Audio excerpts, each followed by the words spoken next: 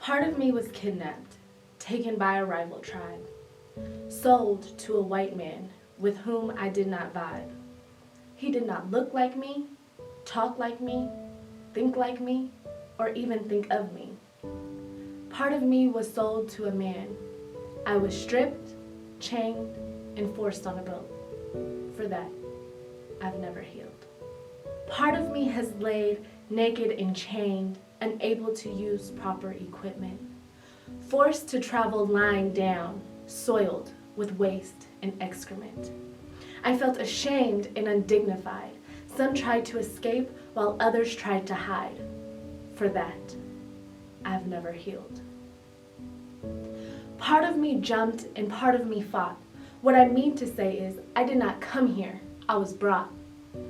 Not as a guest, with that, I'm clear. I was brought as a puppet in a land of puppeteers. Called me a savage, feared me as a beast. I was just kidnapped and enslaved with no intention to be released. For that, I have never healed. Part of me was raped, you see. Nothing was consensual. Time after time, it almost became instinctual. Whether I wanted it or not, in 10 months, it became eternal. Part of me gave birth to someone else's property. And for that, I have never healed.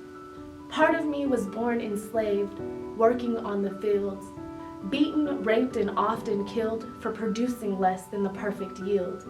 Heads on spikes, bodies in trees, one bad day, and the example is me. For that, I've never healed. Part of me walked from Virginia to Texas as you sat atop of a horse. You took our history, whitewashed it, then sold it back as a course. This information is true and to some even new. We didn't find out we were free until a whole ass 2 years after the Emancipation Proclamation was made. The South lost the war and still kept the trade. You see, one more harvest was more important than me. But on June 19th, I was informed I am free.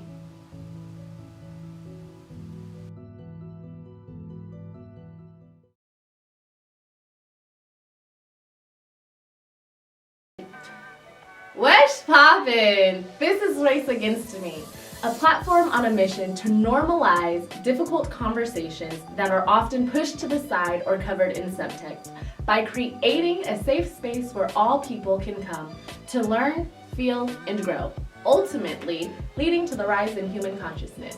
My name is Janelle. I'm Ajani. And I'm Taylor. This is a place to get uncomfortable and stay respectful. So buckle up, it's gonna be a ride. Today, we're starting with Juneteenth, because Black Lives Matter. In order to understand the importance of Juneteenth, we must begin on January 1st, 1863, when Proclamation 95, most commonly known as the Emancipation Proclamation, went into effect.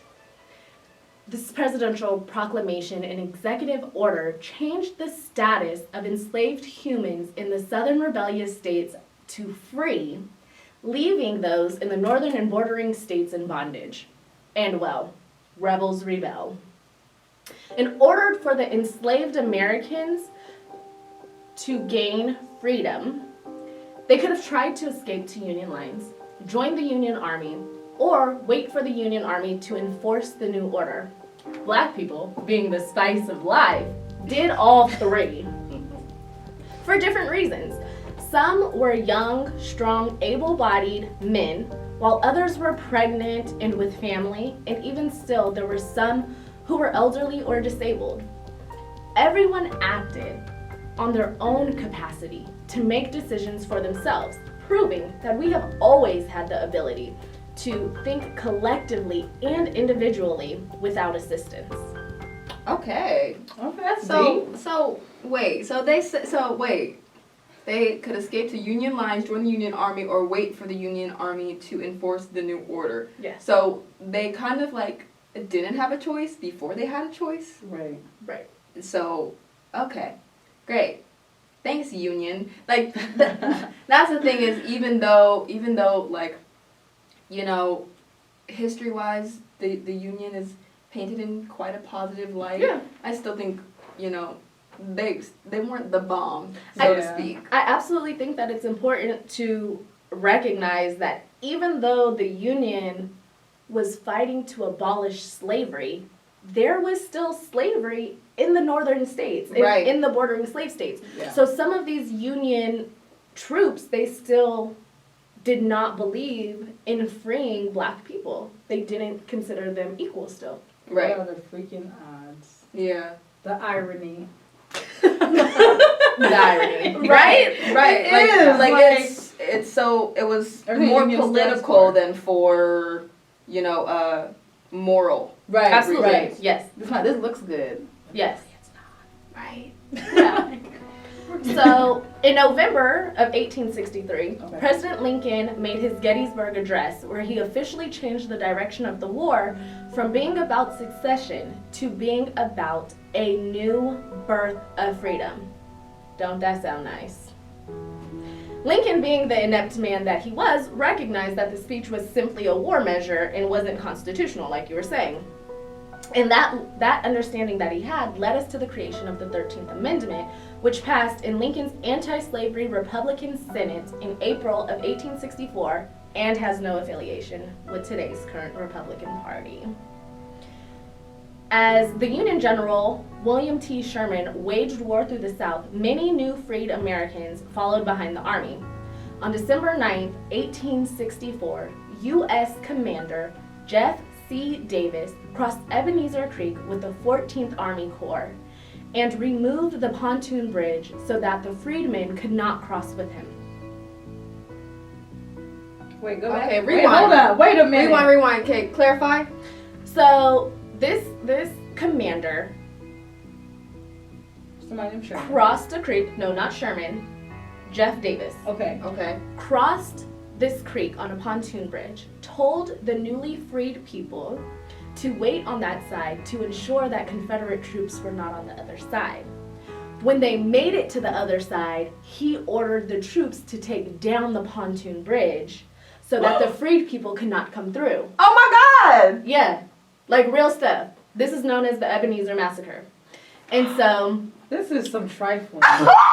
because Trifling. this is what we're talking about. The Union wasn't all gung-ho for this, right? Yeah. They were just following orders. And I so, hate Wait, did you say that might have been? hundreds. I don't know it was hundreds. And so they were fearing prosecution from the Confederate troops, and the freedmen chose to cross the creek despite the swollen waters from recent rain. Oh my God, and they could not swim? They couldn't swim. Right. Yes. Children and babies and grannies. And... Oh my God. Men, women, and This is children. so disrespectful. And so hundreds of Americans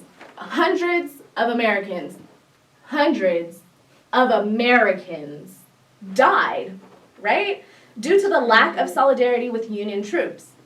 This event led to poor publicity for Lincoln and General Sherman, rightfully so.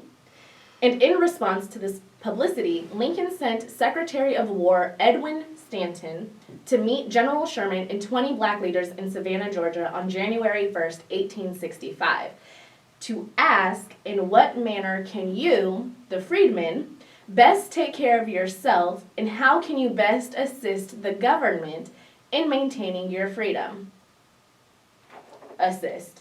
I was about to say, when you say assist the government, The government. You Yes! mean Assist free the labor. government. Well, I what would you mean? You say assist because you lost me there. I don't know.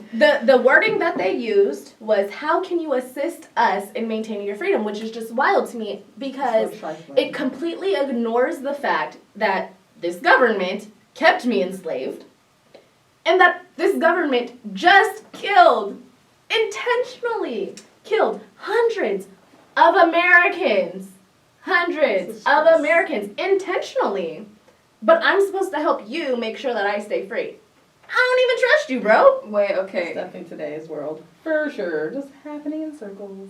Oh my gosh. The thing is, slavery is not quid pro quo, dude. It's not, it does not work Right. like that. That's not...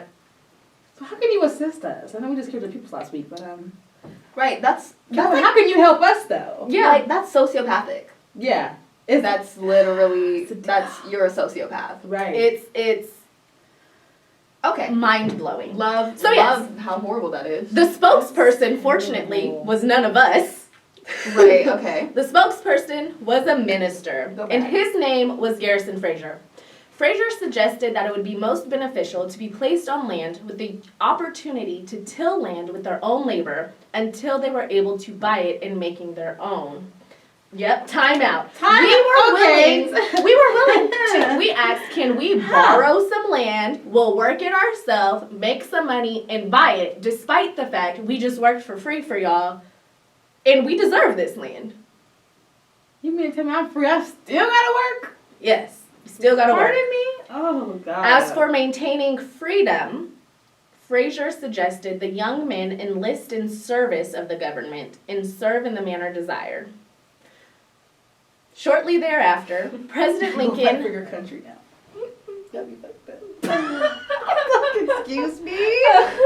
Shortly thereafter, President Lincoln approved General Sherman's Special Order 15, which would redistribute 400,000 acres of land along the coast of South Carolina, Georgia, and Florida to families of former slaves in 40-acre increments. This special order is often referred to as 40 acres and a mule, and was put into effect January 16, 1865. Less than 3 months later, Okay. on April 9, 1865, Confederate General Robert E. Lee. Boo! Boo! He do not get down with Robert E. Lee, okay? It's just a cultural thing. You don't get down with him.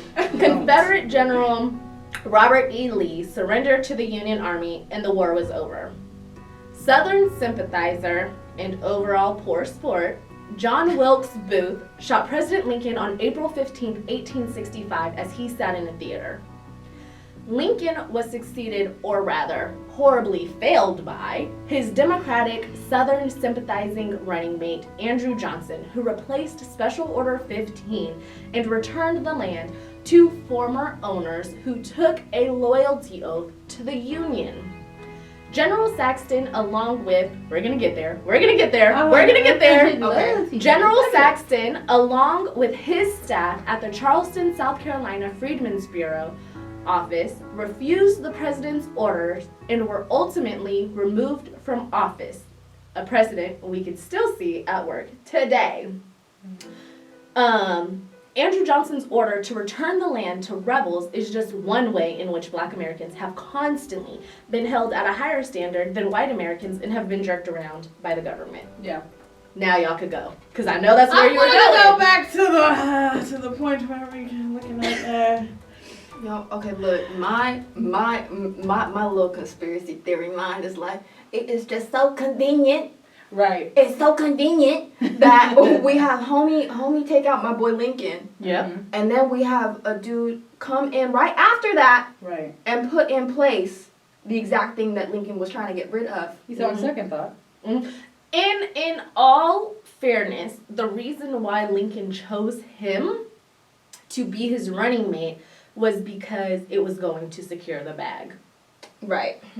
Because there were still people in the northern states who were Southern sympathizers. Okay, right. Right? And so it was a way for him to ensure he got the ticket.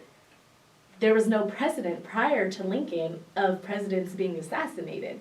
Right. Okay. And so he thought he was going to be able to serve, right? Like, this dude's never going to be president. I'm going to serve. Yeah. I just need him to sit here and look good. Like, and he died. Just like your mind, we got a whole other plan. That's why this is aggravating, because this is why I hate when people say, especially Black people, say that Lincoln freed the slaves. I'm like, no, sis. Common misconception. He really didn't. He was all for it. He's just like, this is a good look right now. I mean, And he's not gonna get off. without Lincoln, we definitely wouldn't have been free, right?